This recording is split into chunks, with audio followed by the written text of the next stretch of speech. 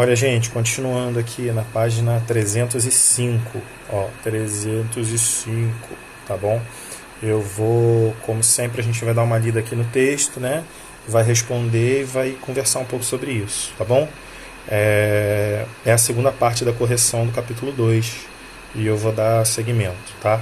Leia o texto a seguir e responda as questões, né? Em 483, os portugueses chegaram ao Reino do Congo, desembarcando na localidade de Soyo, que ficava no litoral. Eles queriam encontrar metais preciosos e abrir novas rotas de comércio, mas afirmavam que tinham como único objetivo disseminar, ou seja, espalhar, né, a fé cristã a todos os povos. Nós também já conversamos sobre isso, né? A questão do povo português e também do povo espanhol serem chamados de os reis cristãos, né? Que eles pegaram para si a responsabilidade de espalhar a fé cristã, a fé da Igreja Católica, para todos os povos, tá? O navegador português Diego Cão encontrou-se com Maniçoio, chefe daquela região, quando ali desembarcou. O visitante europeu e seus tripulantes foram muito bem recebidos. Para os habitantes do Reino do Congo, a água era um mundo dos ancestrais, daqueles que já haviam morrido. Por isso, quando os portugueses chegaram pelo mar, os congoleses acreditavam que eram deuses, né, seres superiores, vindos de outro mundo, vindo do mundo dos mortos, né? Depois de algum contato, Maniçoio decidiu converter-se ao catolicismo, recebendo então o nome de Manuel, o mesmo nome do irmão da rainha de Portugal, Dona Leonor. O filho de Mani Congo foi igualmente batizado e chamado de Antônio. Em 1489, o próprio Mani Congo, rei do Congo, decidiu também se converter. Depois de ser batizado, juntamente com alguns de seus chefes mais importantes, passou a chamar-se Dom João, o mesmo nome do rei de Portugal, que na época era Dom João II. Tá? Essa conversão se deu em parte porque os congoleses perceberam a relação entre a fé católica e o poder que poderiam alcançar. Os portugueses ajudavam o rei do Congo com apoio militar, o que fortalecia o poder nas mãos do Mani Congo.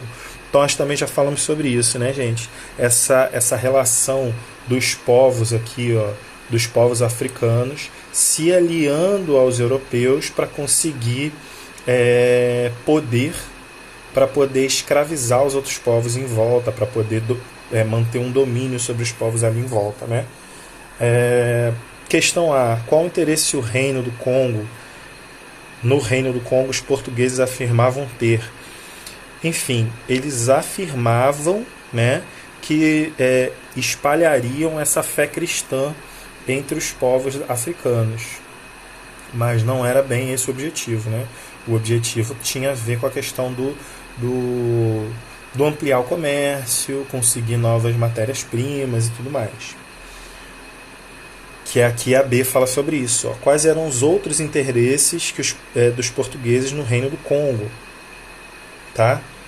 Além disso, né, além de espalhar a fé cristã, eles queriam metais preciosos, queriam aumentar as rotas de comércio, queriam aumentar as rotas de navegação, conhecer mais do mundo, descobrir mais ouro, descobrir mais matéria-prima, de um modo geral, tá bom?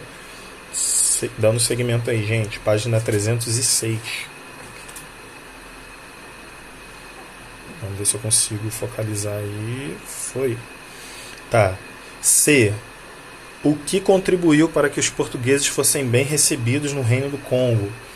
O que contribuiu foi a questão religiosa. Tá? O fato do povo congonense ter essa ideia de que os povos antigos vinham do mar. Então eles respeitavam muito o mar, por esse motivo eles são aceitos, né, dessa maneira. Tá? Questão D. Quais benefícios o Mani Congo obteve ao se converter à fé católica? A fé católica, ao catolicismo. Ele obteve apoio militar.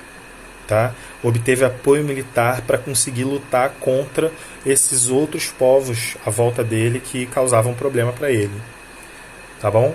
Questão E. Qual foi a primeira mudança ocorrida com Maniçoio e Manicongo assim que foram convertidos ao cristianismo.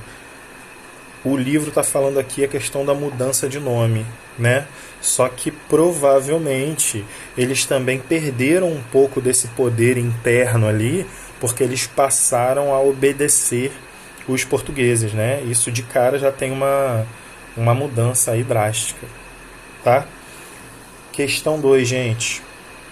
Complete as frases com as palavras abaixo.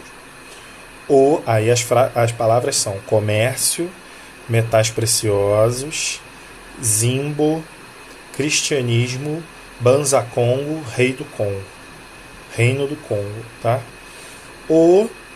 Aí tem aqui, ó, reino do Congo, né, se formou com a aliança entre os povos resistentes no norte e no sul do rio Congo, tá? A cidade de, aí tá falando da cidade interna lá, né, Banza-Congo, chegou a ser habitada por cerca de 100 mil pessoas, tá? Isso, considerando as cidades europeias da época, era uma cidade extremamente grande, tá, gente? Provavelmente comparada com a quantidade de pessoas que Londres tinha na época, comparada com Paris, tá? Comparada com Berlim, comparada com cidades gigantes, até mesmo Roma. Cidade Roma, né? O comércio no reino do Congo era a atividade econômica de maior destaque, tá? A busca por, lógico, né, metais preciosos e as novas rotas comerciais motivou os portugueses a entrarem em contato com os povos africanos, tá? O Zimbo foi uma espécie de moeda utilizada para facilitar o comércio entre os gongoleses, tá? E por último aí, ó, a conversão do Manicongo ao cristianismo, né, conforme a gente leu no texto ali, fortaleceu as relações entre Portugal e o Reino do Congo. Lógico, né? Portugal queria o domínio sobre esse Reino do Congo aí.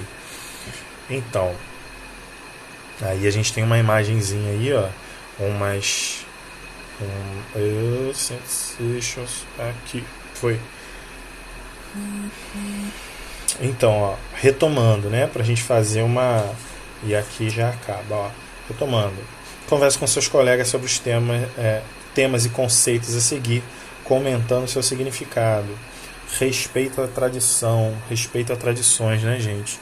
Você entender as culturas e respeitar as culturas do próximo, tá? Por mais que você esteja falando de uma diversidade cultural, ou seja, várias culturas, né, atuando e coexistindo, a gente sempre tem que ter respeito a essas culturas e as tradições que essa cultura traz, tá bom? Patriarcas seriam, a ideia de patriarca é a ideia do homem, né, o pai, tomando conta, sendo líder daquela sociedade, tá? Nós já vimos isso em Roma, nós já vimos isso em outras sociedades que a gente estudou, né? Grécia, por exemplo, o início do Império Romano e tudo mais.